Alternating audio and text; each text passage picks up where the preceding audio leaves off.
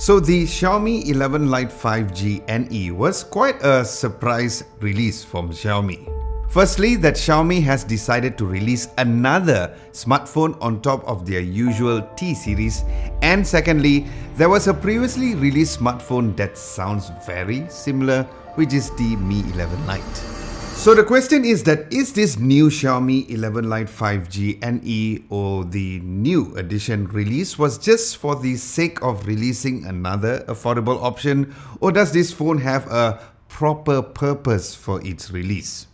Well, in this video, I'll be giving you that answer. And I'll also answer all of your questions that you've asked me in my first impressions video as well. So keep watching.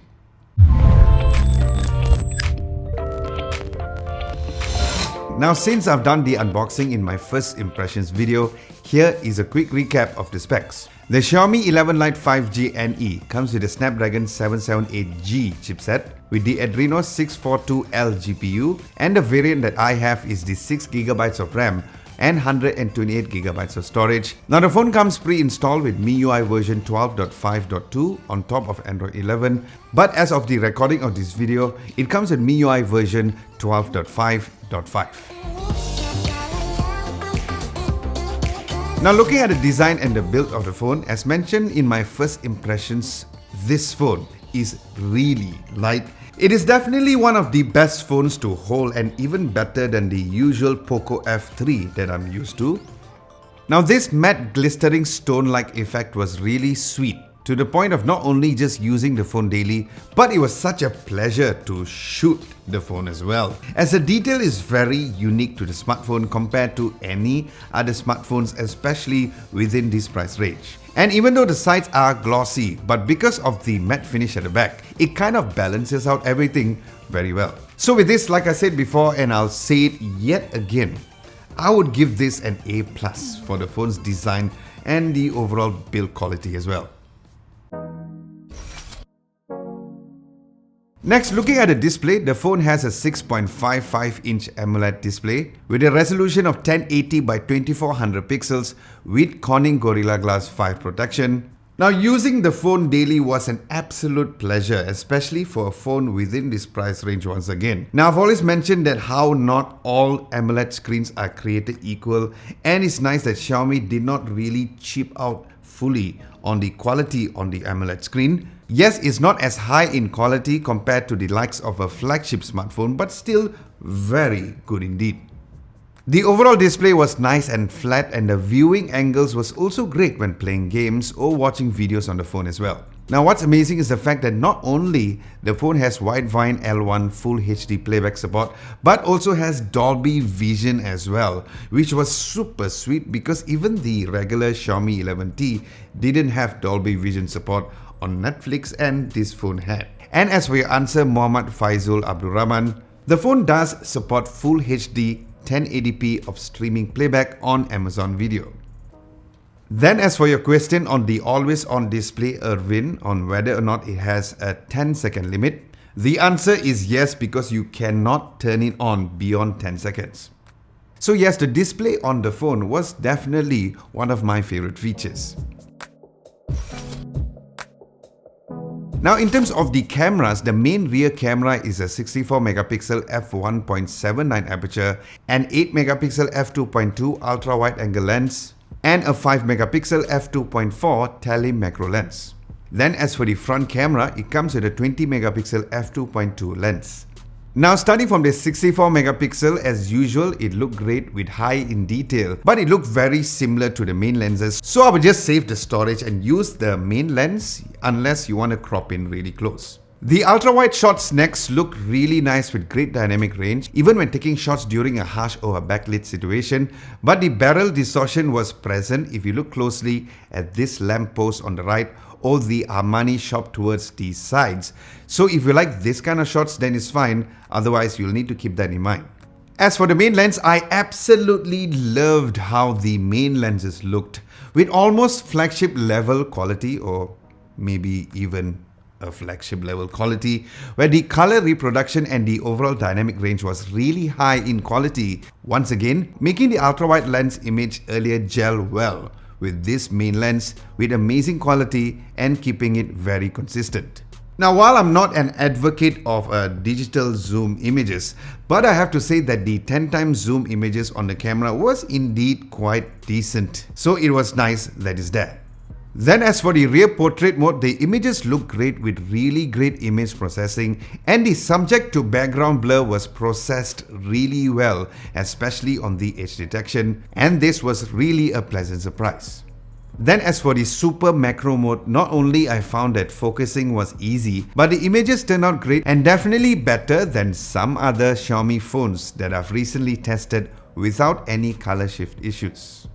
So yes, when it comes to the daytime shots, I have to say that it was pretty impressive, especially for a smartphone within this price range.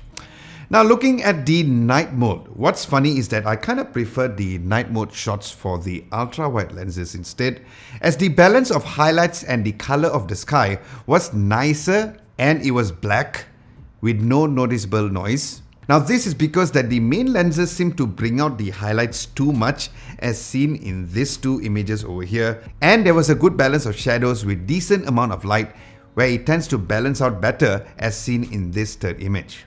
Now looking at the regular selfies then, what's really good to know is that there's absolutely no issues with overexposing the highlights compared to some other Xiaomi or Poco phones that I've tried, where everything was balanced in all for the regular selfie. Then as for the portrait mode, was very consistent with the regular selfie shots in terms of the skin tones and dynamic range, but the edge detection was decent at times, where the edges of my hair and shoulder can be a little soft, but overall very much usable. Then as for video recording, the rear main camera records up to 4K 30 frames per second, where the quality was great, and while the image stabilization was great, but if you really look closely and footage peep, you can see some tiny little jitters for every step that I take.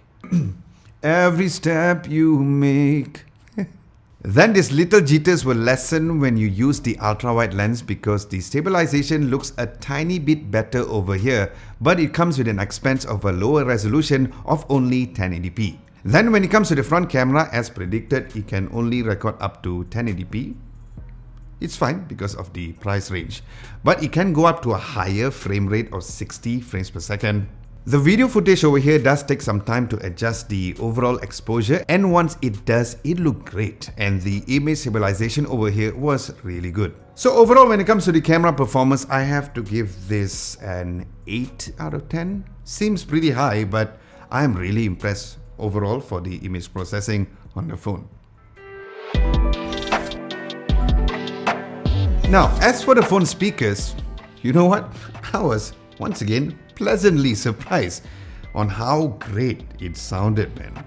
Now the overall audio output was really good, and I was also surprised because when I closed my finger on the bottom speaker, the top speaker or the other stereo speaker seems to project a very good output volume compared to some other smartphones that I've tested, where it tend to be louder on the speaker down below and not so much on the speaker on top. Then the highs and mids was really good with decent amount of bass even at maximum volume, and here is a quick sound test.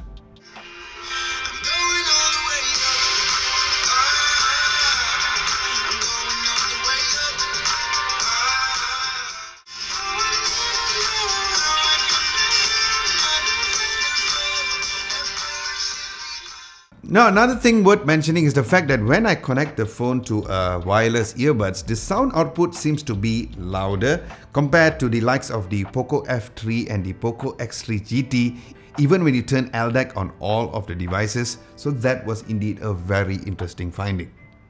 Alright guys, hope you guys are enjoying this video so far. If you are, a nice big thumbs up would be very much appreciated, and a subscription to the channel would be lovely if you haven't done so. Now in terms of the software, when I first unboxed the phone came with MIUI version 12.5.2 on top of Android 11, but as of the recording of this video, it came with MIUI version 12.5.5. So from then till now, there was no overheating issues, which is obvious a huge plus, and it is also a great thing to know. So there's your answer, Soronika Biswas, on any overheating issues. Now, due to the perfect 6GB of RAM, there were no signs of stutter, and loading websites were also nice and smooth, especially with the high refresh rate when using it daily. The haptic feedback was also great, where you could never guess that it came from a very affordable price phone like this. But where I felt that it took a little hit, probably on the software side of things, is the overall battery.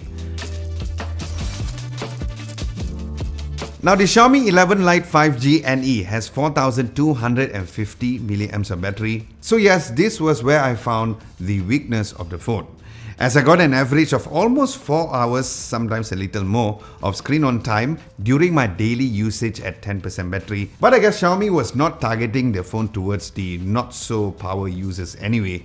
And their obvious target is to keep the phone nice, thin and light, which I prefer compared to having a thick and slippery phone like the 11T. So personally for me, I did not mind the not so good screen on time because I rather have a nice form factor smartphone, and since the phone has fast charging up to 33 watts where the charger comes inside of the box, that kind of balances out everything. But yes, it would be nice that I could get more screen on time, so let's hope a software update could improve on that. So that's your battery life test, Sirius Black, Raj P and Chihan Oz. Now, as for gaming, although the phone is not really built for high intense games like Genshin Impact, but of course I had to test out the phone with that. And while you don't get the best experience with the high settings, I found that adjusting it to low settings, it will be totally lag free. But it does beat the purpose of having a nicer experience on the game. So switching it at medium settings was better, where the gameplay was still very much playable at 60 FPS with motion blur turned off. Then as for PUBG Mobile, as usual, the game also ran very well since it is very optimized for any kind of phones, where the gameplay had no overheating issues, just slightly warm after 20 minutes with graphics set to HDR and frame rate set to Ultra. But overall, I have to say once again, because of its overall thin form factor, once again, it is a really nice phone to game with, where I had absolutely no hand strain during a very long gameplay. So that's your gaming performance review, Jack Frost and Sirius Black. Now in conclusion, I have to say that my initial first impressions on how I was really going to like the phone was totally true, as based on my test using the phone daily. Besides the current weakness of battery and screen on time, I feel that this is a smartphone that I could totally recommend, especially if you're in a budget within this price range, as the Xiaomi 11 Lite 5G NE is starting at 1,199 ringgit for the 6GB of RAM and 128GB of storage, and I'll leave links down below for you to get yourself one. Because my biggest takeaway on this phone is the amazing build quality, as I've mentioned a lot in this video, a nice screen and the overall great rear cameras as well. So yes, if those are your priorities among others, then you should totally get the phone. Alright, let's end the video by answering some of your other questions asked by you. Sarawana asked how many bands of 5G and does it have the same virtual proximity sensor? Well, since it uses the Snapdragon 778G chipset, it uses the Snapdragon X53 5G modem, which has support for millimeter wave and sub-6 in both TDD and FDD frequencies for non-standalone and standalone networks, plus DSS as well. Then in terms of the proximity sensor, it does have a virtual proximity sensor, but it's not as new as the AI Virtual Smart Sensor, which is available in the 11T series. Fallen Jedi asks, does it have the same Delta RGB OLED panel instead of the Pentel one? Well, that's a good question, my friend. While there's no official news about that, but based on my research, it is using the Delta RGB OLED panel, so it's not in high quality as the Pentel version, especially due to the price of the phone. Fahmi Anwar asks, is there any audio dongle included in the box? Nope. Based on my previous unboxing video, there isn't any audio dongle. Anupam Kumar asks, there is Dolby Vision on the phone. Is there Dolby stereo speakers? Nobody. It is just stereo speakers as mentioned earlier, but it still sounded very nice and quite loud indeed. Saint Jimmy asks, does it have a dedicated SD card slot? Well, based on my first impressions, I wrongly said that it does not, but it actually has, because when I put my SIM card inside, only then I realized, because you can either put the SIM card 2 slot to put in a micro SD card or even a SIM card over there. Then finally, Golam Rabani Safwan asks, is there any heating issues? No. When I use the phone daily, when I put it in my ears, I did not get any heating issues. Like the phone did not hit me in the face. Yeah, absolutely not. No heating issues.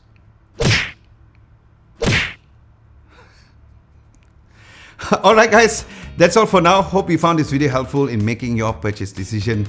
My name is Adam Lobo and I'll see you in my next video.